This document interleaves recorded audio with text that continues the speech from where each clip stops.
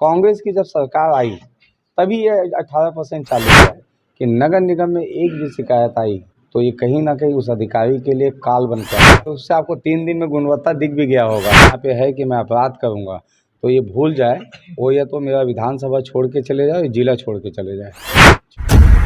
जी नमस्कार दोस्तों, आप देखना शुरू कर दी न्यूज़ 20 सबसे तेज खबर। हम बात कर रहे हैं वैशाली नगर के विधायक रिकेश सेन की, जहां फुल एक्शन में दिखाई दे रहे हैं। अभी 2 दिन पहले चकना सेंटरों पर उनके निर्देश के बाद कार्रवाई करते निगम के अधिकारी भी नजर आए। इसी दौरान आज हम खड़े हैं सर्किट हाउस में। यहाँ पर आज वैशाली नगर के विधायक रिकेश सेन ने जिले के अधिकारियों के साथ यहाँ पर एक बैठक ली और बैठक के द्वारा उन्होंने कई निर्देश दिए। देखिए तस्वीरों में क्या कुछ कहा है। क्या ये आदेश केंद्र से आए?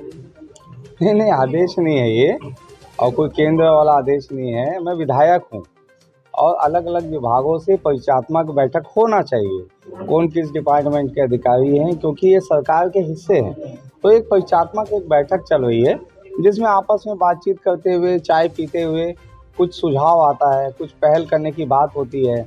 और शहर हित में काम करना है, सरकार के हित में काम करना है, निगम हित में काम करना है, जनता के हित में काम करना है।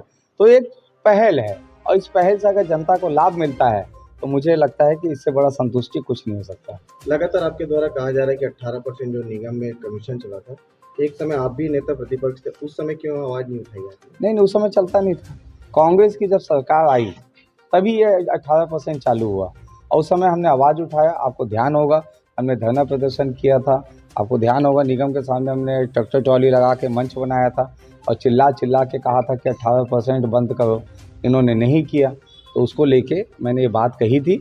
अब मेरे शासनकाल में ऐसी कोई भी बात नहीं होगी और नगर निगम को मैंने कमीशन मुक्त कर दिया है, क्योंकि नगर निगम ऐसा क्षेत्र है जहाँ पे जनता को जन्म से लेकर मृत्यु तक जाना पड़ता है। वहाँ पे जन्म प्रमाण पत्र का भी पैसा लिया जाता था, मृत्यु प्रमाण पत्र का भी, गुमास्ता का भी पैसा लिया जाता था।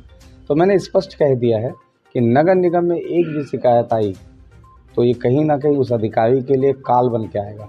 अब ये गुणवत्ता की बात करेंगे कि भाजपा के शासन में गुणवत्ता हमेशा रही है जी। अब वापस वो गुणवत्ता मिलेगी हर काम में? बिल्कुल, आपने तो कहा आपने बातों में, प्रश्न में, कि गुणवत्ता रही है।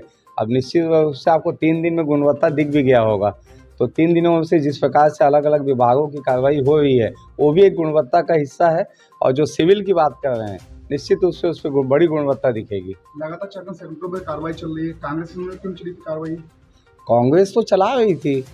उन्होंने जितने चकना सेंटर टूटे हैं उनके संचालकों ने कहा है कि हम संबंधित अधिकारी को पैसा देते थे, हम संबंधित नेताओं को देते थे, क्यों टूट रहा है हमारा पैसा वापस करो, ऐसा उनका बयान है। तो इसलिए शराब पी जा रही है आज शहर में, भिलाई के अंदर कई जगह पे खुलेआम शराब पी रही है, इस पे क्या कार्रवाई करवाएंगे? कल से पहले पी जा रही थी, कल के बाद से फिर कल जो जिस प्रकार से पेट्रोलिंग हर थाना टीआई अपने अपने क्षेत्रों में निकले हैं, अब आपको कहीं पे भी ऐसा विजुअल अगर मिलता है तो हमको किसी भी थाना क्षेत्र में आप ला के दीजिए। कहीं भी कोई पीते हुए दिखता है तो एक बड़ी कार्रवाई आप लोग को भी, क्योंकि शहर के विषय पे आप लोग सोचते हैं, तो उसमें आपकी भूमिका भी होनी चाहिए ताकि हम सकारात्मक काम करें। लगातार बाबा का वीडियो चलता रहेगा क्या?